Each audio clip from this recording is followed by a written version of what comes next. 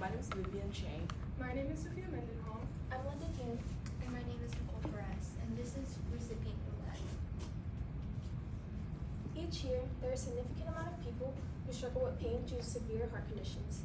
People are given a second chance at life, similar to a second chance at life, when they're provided the opportunity for a heart transplant.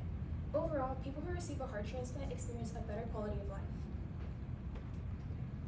Which candidate is best suited to receive a heart transplant? We are a part of a hospital review board that was established to review candidates for major organ transplants. We had to choose a candidate to get a heart transplant. We had 5 candidates. 3 of them were women and 2 of them were men.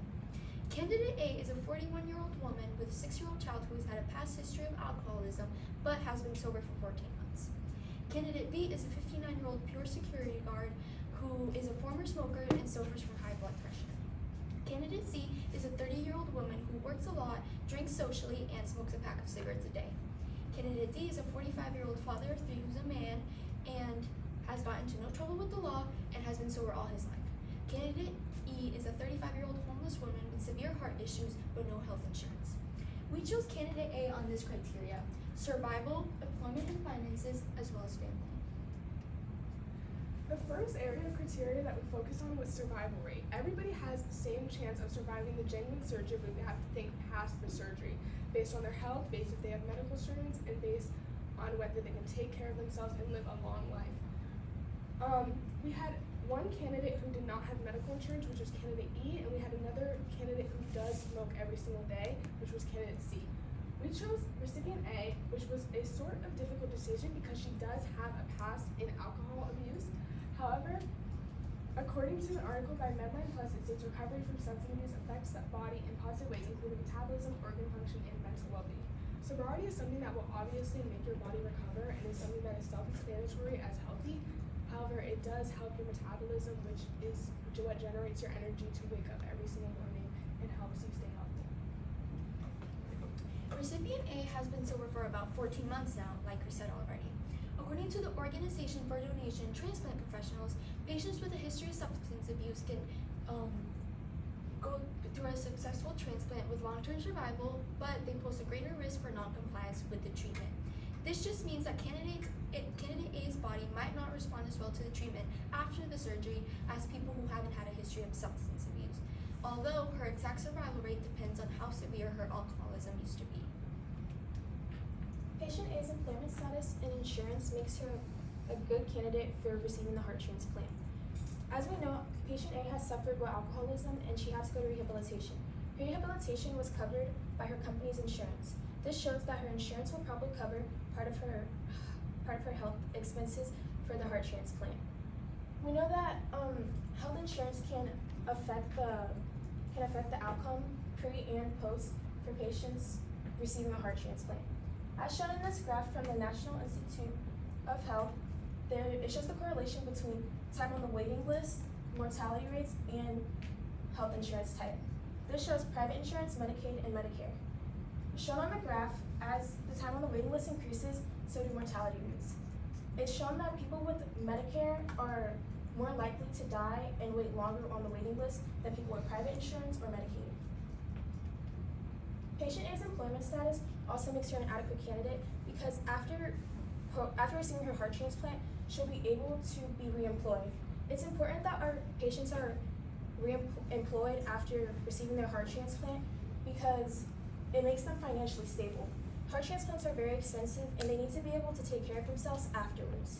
According to Integris Oklahoma Transplantation Institute, employment provides heart transplant recipients with increased financial security and a sense of purpose. This is applicable to patient A because she'll be reemployed after receiving her transplant, which brings income into her home so she can provide for herself and her daughter financially. The next area of criteria that we chose was family and relationship. Family becomes a major factor in our decision because that shows who depends on who. Recipient A is a widow and her husband passed 4 years ago while they had a happy marriage of 3 years, and then she has a 6-year-old daughter who has been living with her grandma while she has been taken care of in rehabilitation. Now, her 6-year-old daughter has already lost her father, which means that if she lost her mother, she would have to become an orphan, and we can easily make the assumption that she would either have to stay with her grandma, who she has already been staying with during the rehabilitation, or she has to be in a foster home. According to the Christian Alliance for Orphans, the Adoption Foster Care Analyst and Reporting System estimates there are over 300,000 children in the child welfare system in their most recent report on year 2022. Now, these are children who have become orphans due to their parents leaving or they have had to pass, or their parents have passed and they have to find foster homes. Being an orphan is something that can negatively affect you for the rest of your life. You had to live and jump from multiple homes and have to adapt without having your parents. And according to the National Library of Medicine, there's a number of psychological symptoms, most permanently, neurosis and depression appear to correlate with parental or sibling death. Signs of continuing emotional distress have been noted in both community and patient samples of children who have lost a parent or sibling. So if you have lost your parent, who she has already lost her father, if she had lost her mother, she would go under severe depression or other mental disorders that can negatively affect her well-being. So the reason why we choose patient A without considering her past struggles, which is alcoholism, is that we saw her strong commitment to recovery, which includes she maintained a 14 months of sobriety, and also her heart condition was discovered during her rehabilitation. And also, we know that she's a single mother, she had a young daughter, which we believe that it could become her motivation during the surgery and after the surgery for the recovering process. Lastly, she has the support from her company, which the company promised her that they're gonna provide her a job after post-surgery, which provide her a stability and a sense of responsibility.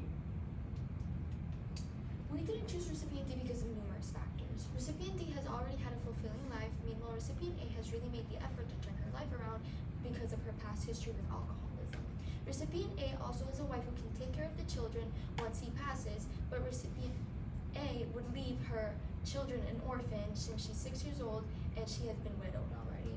Recipient A, once again, has made the effort to turn her life around despite her past struggles, and we really do feel that she deserves a second chance at life. So in conclusion, we choose patient A is because her 14 months of sobriety, motivation to raise her daughter, and a strong support system make her a stable and promising candidate despite her past alcoholism. Thank you. Thank you.